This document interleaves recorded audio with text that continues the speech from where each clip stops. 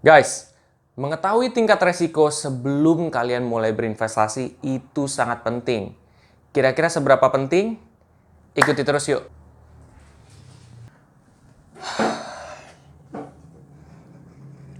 Guys, sebelum mulai, gue minum kopi dulu ya.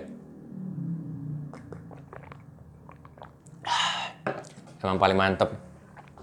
Nah jadi gini, gue kan tadi pengen ngomongin soal seberapa penting sih kita untuk mengetahui profil resiko kita atau tingkat toleransi kita terhadap resiko sebelum mulai investasi.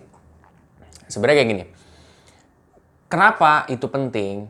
Gue ini kan kerja di salah satu bidang investasi nih, dan banyak banget yang bertanya di grup komunitas investasi gue, itu tuh yang ngomong kayak, Suhu, boleh dong minta rekomendasi kira-kira alokasi yang balance, yang bagus, yang biar dapat cuan gede itu kayak gimana?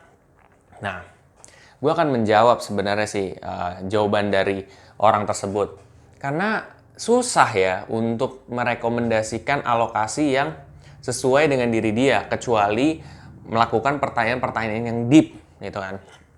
Kalau kita bilang bahwa sebenarnya kira-kira investasi yang bagus saat ini yang mana? Oke, kita bisa bilang bahwa reksadana pasar uang sekarang performance-nya lebih bagus dibandingkan reksadana saham dengan obligasi. Tapi kan ya kita bilang bahwa komposisinya lebih banyak aja di reksadana pasar uang dibanding obligasi maupun saham. Ya gimana ya? Benar dan juga itu salah sih kalau menurut gue. Kenapa? Ya tergantung jangka waktu lo investasi. Kalau jangka waktu lo investasi itu sekitar 10 tahun, kalau menurut gue dengan reksadana pasar uang aja nggak akan maksimal gitu. Mendingan lo tembak reksadana saham atau obligasi kan. Itu seperti itu. Karena mungkin lo hanya melihat bahwa kondisi saat ini lagi virus corona nih, akibatnya reksadana turun juga, dan bahkan reksadana saham turun bisa sampai 30-an%. Itu bahkan lebih daripada 30%. Berarti gue nggak usah invest aja lah di tempat yang rugi. Menurut gue itu hal yang salah. Kenapa sih itu hal yang salah? Karena gini loh, lo kalau investasi tuh nggak bisa musiman. Ini nih yang selalu gue tegasin ke orang. Investasi itu bukan musiman. Jadi investasi itu lo harus mikir jangka waktu lo tuh seberapa lama. Kalau lu misalkan jangka waktu 10 tahun, ya udah, penurunan nggak jadi masalah. Mau 30%, 50%, 60% nggak jadi masalah selama secara fundamental reksadana yang lo pilih ini emang udah bagus gitu loh, secara fundamental ya. Nah, ya udah balik lagi kepada iman lu nih, tingkat resiko lu nih. Makanya penting banget tingkat resiko. Nah, tingkat resiko sendiri setiap orang beda-beda ya. Ada orang yang berani ngambil resiko tinggi. Ada orang yang nggak berani ngambil resiko tinggi. Ada yang sedang-sedang aja. Nah, lo tipikal yang mana gitu kan? Sebenarnya nggak ada salah ataupun benar. Misalkan, wah gue resikonya tipikal yang rendah, nggak jadi masalah. Atau gue tiba-tiba resikonya tuh yang moderat, ya nggak apa-apa juga gitu. Mau lo tinggi sekalipun juga nggak apa-apa. Itu penting untuk diketahui. Karena itu tricky banget buat investasi gitu loh. Kayak misalkan, gue pengen jangka waktunya misalkan 1 tahun. Bolehlah, 1 tahun investasi, lo taruhnya di reksadana pasar uang. Fokusnya di reksadana pasar uang, komposisinya lebih banyak di reksadana pasar uang. Karena reksadana pasar uang tuh sebenarnya lebih, lebih tidak terlalu volatile dibandingkan obligasi maupun saham. Kalaupun reksadana obligasi lo tembak 1 tahun, itu masih gambling sih kalau menurut gue gitu. Obligasi tuh 3-5 tahun sebenarnya sih. Tapi kalau lo reksadana saham di atas daripada 5 tahun, bahkan 10 tahun kan. Kenapa sih reksadana saham disuruhnya 5 tahun sampai 10 tahun? Karena kayak gini. Itu.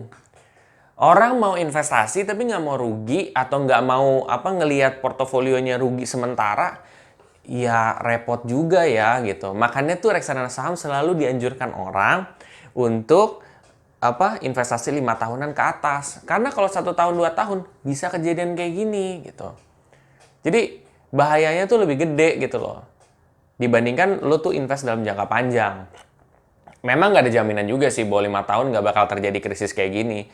Cuma seenggaknya kalau 5 tahun ada misalkan kayak kejadian kayak gini, lo kan udah sempet naik jauh gitu.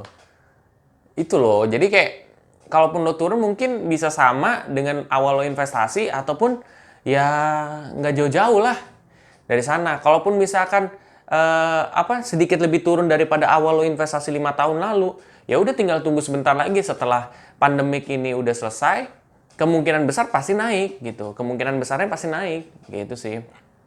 Jadi apa ya? Lo nggak bisa mendasari gue pengen pilih satu investasi itu karena ini lagi hot throughout the day gitu. Gue pengen invest di obligasi. Kenapa? Karena obligasi lagi perform bagus nih. Menurut gue itu suatu perilaku yang tidak benar sih. Kenapa? Karena ya gini loh, obligasi bisa bagus kemarin-kemarin, tapi kedepannya lu nggak tahu. Kemarin contohnya, obligasi atau emas lah, itu lagi perform bagus tuh. Bener lu dikabarin tuh kalau nggak salah sama salah satu televisi juga, itu wah bagus tuh, dia nomor 1 dan nomor 2. Tapi lo lihat sekarang, obligasi merosot kan? Ya kan? Obligasi, reksadana obligasi merosot kan? Itu reksadana obligasi itu merosot yang awal-awal tuh bagus gitu di awal tahun. Jadi nggak ada jaminan gitu loh, nggak ada jaminan lu bakal bisa dapet bagus secara terus-menerus. Lo harus juga melihat secara fundamentalnya itu gimana gitu. Dan jangka waktu investasi lo berapa lama, dan lo tipikal seperti apa gitu. Dan kalau ngomongin soal kayak gini tuh panjang banget tau. Kayak lo lihat lah podcastnya Raditya Dika sama mantan financial planner dia kalau nggak salah ya, itu yang laki-laki, itu dia ngomong kan, saya pernah dapat klien yang emang buat jangka waktu panjang nih investasinya sekitar 5 tahun ke atas berapa, saya lupa. Jangka waktunya panjang banget. Tapi saya nggak merekomendasikan reksadana saham buat dia. Padahal dia udah 5 tahunan ke atas gitu loh. Kenapa gitu? Karena dia tipikal orang yang nggak berani ngambil risiko tinggi. Nah, jadi beda kan? Walaupun reksadana saham emang buat jangka waktu tinggi, jangka waktu panjang, tapi kalau lu tipikal orang yang nggak berani, ya jangan direkomendasiin yang itu gitu. Rekomendasiin mungkin bisa obligasi maupun pasar uang. Jadi instrumen-instrumen yang membuat kita mulai investasi itu banyak gitu loh. Lo juga harus hitung sih. Lo tipikal kayak gimana. Nah, ini gue akan kasih tahu cara ya. Cara lo bisa memilih investasi yang sesuai dengan profil resiko lo dan tujuan lo juga. Oke. Jadi yang pertama, nih. Yang pertama, tentukan tujuan investasi lo. Lo tentuin dulu tuh, apa? Misalkan gue pengen beli handphone atau gue pengen liburan dalam setahun or setahun setengah lah, 2 tahun lah. Lo tentuin dulu tuh. Oke, 2 tahun katakan. 2 tahun berarti instrumen yang cocok buat gue itu apa ya? Kira-kira kalau 2 tahun kayak begini antara RDPU atau obligasi. Tapi kayaknya reksadana pasar uang nih lebih. Karena reksadana pasar uang ini lebih less volatile gitu. Dan di satu sisi resikonya lebih kecil dan kemungkinan gue untuk mencapai tujuan gue lebih tinggi gitu. Walaupun emang gue pengen misalkan niatnya gede gitu, bunganya gede, tapi bukan masalah niat bunganya gede. Yang penting lo sampai nggak ke tujuan itu gitu. Di situ sih, yang penting lo fokusnya tujuan investasinya apa, terus lo cari instrumen yang cocok tuh seperti apa gitu, dengan pribadi lo juga gitu. Jadi lo sesuaikan aja. Lo nggak usah peduliin omongan orang lah. Omongan orang bilang A, B, C, D. Mbak harusnya kayak begini. Mas harusnya begini. Investasinya harusnya komposisi di sini. Karena ujung-ujungnya ketika mereka rugi, ya emang mereka mau tanggung? Kagak gitu loh. Jadi menurut gue tuh membantu lo nih supaya lo tahu caranya gitu. Biar lo sendiri yang nilai, oh begini ya gitu. Jadi lo ketahuin dulu tujuan, resiko lo seperti apa, lo tipikal orang seperti apa, dan lo mau cairin kapan, udah. Setelah itu lo tinggal konsisten aja setiap bulan. Lo sisihin sampai kecapai tuh jangka waktu lo, tujuan lo itu. Nah, setelah lo udah kecapai, ya udah gitu. Sekarang lo udah mulai lega, lo udah mulai ngerti tuh gimana patternnya investasi reksadana sebenarnya gitu kan. Jadi ya itu sih yang mesti harus ditanamkan ke mindset kita juga gitu loh, bahwa sebenarnya kalau mau denger rekomendasi orang janganlah, menurut gue. Rekomendasi orang jangan. Mendingan lu cari tahu gimana mereka bisa ngerekomendasiin itu. Nah, ini penting tuh. Lo harus cari tahu tuh. Kayak misalkan gue kan ngasih tahu lo tuh kayak tadi tujuannya, terus resikonya, gitu. Terus apalagi kapan lo mau ambilnya? Itu tuh gue kasih tahu gitu. Bukan gue ngasih tahu, oh caranya begini, lo mau beli handphone begini nih. Secara gamblang kayak gitu doang, enggak gitu. Gue ngasih tauin banyak hal juga gitu sih. Oke teman-teman semua, mudah-mudahan penjelasan gue lebih dalam soal profil resiko juga, soal pentingnya kita untuk mengetahui diri kita pribadi, terus jangka waktu tujuan investasi, terus juga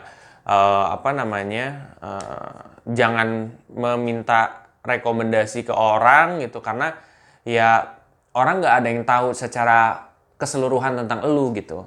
Dan gue tadi udah menceritakan bahwa sebenarnya ada instrumen yang cocok untuk jangka panjang, tapi ternyata kalau pribadi lo nggak cocok, lo bukan tipikal high risk taker, maka ya jangan diambil.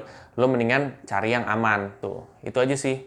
Kalau kalian merasa video gue sangat bermanfaat, lo bisa share aja lah ke teman-teman kalian yang lain. Dan ingat juga, jangan lupa untuk subscribe, like, dan komen di video gue. Sampai jumpa di video gue selanjutnya. Terima kasih.